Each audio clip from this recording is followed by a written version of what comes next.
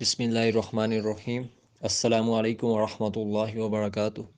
मुअज़्ज़ज़ group मेंबरान, उम्मीद करता हूँ आप सब खैर व आफ़ियत से होंगे। मैं अनीसुर्रहमान आपकी खिदमत में ये गुजारिश करना चाहता हूँ, जैसा कि आपको मालूम है कि रमज़ानुल मुबारक का महीना करीब आ पहुँचा है, कुछ ही दिन बाकी हैं। इन दिनों में हमें चाहिए कि हम रोज़ों के मसाइल को सीखने की कोशिश करें, यानी कि रमज़ानुल मुबारक के महीने से पहले पहले हम अपने आप को इस कदर तैयार कर लें कि जो भी एक इंसान को मसला दरपेश होता है रोज़े की हालत में, तो उस मसले का हल हमारे पास मौजूद होना चाहिए। लेकिन हमारे यहाँ क्या होता है कि रोज़े की हालत में कोई मसला पेश आता है, तब जाकर हम कहीं उस मसले को या उस मसले का हल तलाश करने लगते हैं। और कुछ लोगों का हाल तो ये है कि मसला मालूम ना होने की सूरत में वो अपना रोज़ा ही तोड़ बैठते हैं। इसी तरह कुछ लोगों को सहरी के वक्त यानी कि सो कर उठने के बाद के जो मसाइल दरपेश होते हैं, तो उनका इल्म ना होने की वजह से वो रोज़ा ही नहीं रखते। अक्सर ख़वातीन व हज़रात का यही हाल है। इल्म हासिल करने के लिए ना ये रविश ना अख्तियार करें कि आपको कोई मसला दरपेश होगा, उसके बाद आप उसका हल ढूंढेंगे, आपको हल मालूम हो जाएगा। इस तरह तो आप इल्म कभी नहीं हासिल कर सकते। आप मसले के पेश आने तक इंतज़ार करते रहेंगे, मसला पेश आएगा उसके बाद हल ढूंढने निकलेंगे, तो इस तरह आलिम नहीं बनता कोई।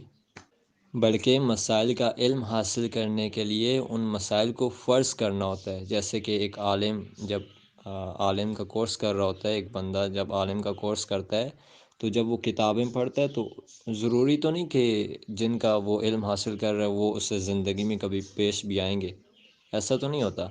बल्कि वो फ़र्ज़ी मसाइल होते हैं, फ़र्ज़ किए गए होते हैं कि अगर ऐसा हुआ तो क्या होगा, अगर ऐसा हुआ तो क्या हुक्म है। इसीलिए आपके साथ भी ज़रूरी नहीं कि वो मसला पेश आए, लेकिन उस मसले का इल्म आपको होना ये आपके लिए ज़रूरी है। किसी और के साथ वो मसला पेश आ जाए तो आपको मालूम होना चाहिए, आपको उसका मसले का हल मालूम होना चाहिए कि आप उसकी उस वक्त रहनुमाई कर सकें।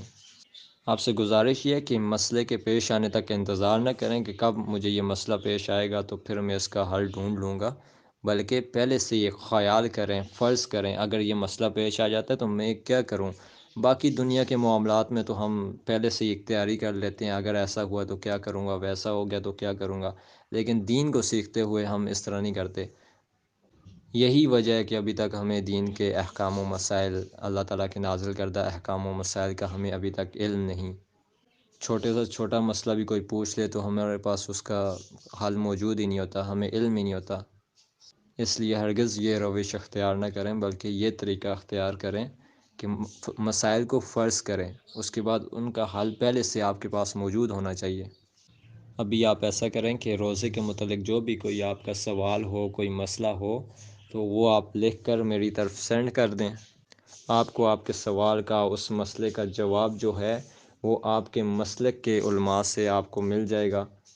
यानी कि आपका जो भी मसलक है, अहले हदीस मसलक है, हनफी मसलक है, तो आपको आपके मसलक के मुताबिक उस मसले का हल बता दिया जाएगा इंशाअल्लाह। इसके अलावा मेरा इरादा है कि इन तमाम मसाइल को इकट्ठा करके, यानी कि 50 से 60 मसाइल की तादाद होगी, तो उनको इकट्ठा करके रमज़ान से तकरीबन 4-5 दिन पहले ही वो शेयर कर दी जाए तहरीर बनाकर। जो आप मसाइल पूछेंगे उनको भी इस तहरीर में ऐड करके उसका जवाब लिख दिया जाएगा। इससे आपको भी फ़ायदा हो जाएगा और बाकी लोगों को भी फ़ायदा हो जाएगा। उम्मीद करता हूँ कि आप मेरी बात को समझ गए होंगे।